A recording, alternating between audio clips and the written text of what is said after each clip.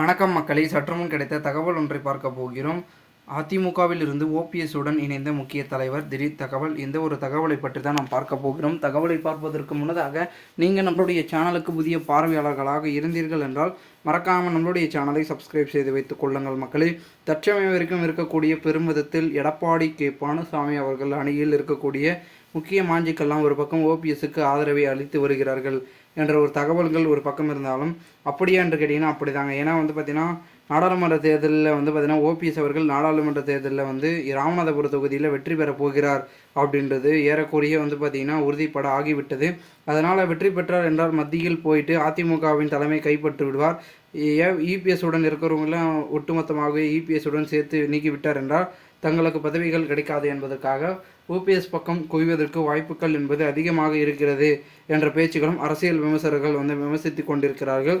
இந்த ஒரு சூழலில் ஓபிஎஸ் பக்கம் ஒரு சிலர்லாம் ஆதரவை தெரிவித்துக் கொண்டிருக்கும் நிலையில் எடப்பாடி அணியிலிருந்து 2 மாஞ்சிக்கள் ஓபிஎஸ் அணியில் இருக்கக்கூடிய முக்கிய புள்ளிகளுடன் பேச்சுவார்த்தையும் ஒரு பக்கம் நடத்தி வருகிறார்கள். ஸோ இதெல்லாம் பார்க்கும் பொழுது அனைத்து இந்திய அண்ணா திராவிட முன்னேற்ற கழகம் ஒரு பெரும்பான்மையுடன் இருக்கும் அப்படின்றது பார்த்திங்கன்னா உறுதிப்பட பார்க்கப்படுகிறது. மேலும் இந்த ஒரு சூழல் தான் அனைத்து இந்திய அண்ணா திராவிட முன்னேற்ற கழகத்தை குறிப்பிட்ட பொதுமக்களாக இருந்தாலும் சரி, பெரும்பாலான மக்கள்கள் இருந்தாலும் சரி, அனைத்தையும் பார்த்திங்கன்னா ஒரு முக்கியத்துவத்தில் தான் செயல்படும் அப்படின்றது பார்க்கப்படுகிறது. அதற்கான காரணம் என்னவென்றால் அதிமுக என்ற ஒரு கட்சியில் இருக்கக்கூடியவர்கள் அனைவருமே எடப்பாடிக்கு ஆதரவை கொடுத்துக்கிறார்களா என்று கேட்டால் இல்லைங்க. எப்போ தலைமை மாறும் அப்படின்ற ஒரு நோக்கத்தில் ஒரு கூட்டம் இருக்கிறதாக தகவல்கள் என்பது ஒரு பக்கம் தெரியப்படுகிறது. ஸோ அது இந்த ஒரு தேர்தலுக்கு பிறகு தான் மாறப்போகிறது அப்படின்றது கண்டிப்பாக உறுதிப்பட ஆகிவிட்டது என்றும் கூறப்படுகிறது. காரணம் என்னவென்றால் அதிமுகவாக இருக்கட்டும் திமுகவாக இருக்கட்டும் ஒரு தமிழகத்தில் மிகவும் ஒரு பெரும்பான்மையான கட்சி.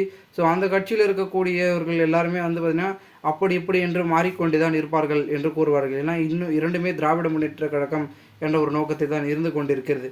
இந்த ஒரு சூழலில் தற்பொழுது 2026 நாடாளுமன்ற தேர்தலின் ஆட்சியை பிடிக்க வேண்டும். ஓகேங்களா, 2026 நாடாளுமன்ற தேர்தலில் பார்த்திங்கன்னா 4 முடிஞ்சால் தான் 66 வரும். சட்டமன்ற தேர்தல் என்பது ரொம்ப முக்கியமான தேர்தலாக பார்க்கப்படுகிறது.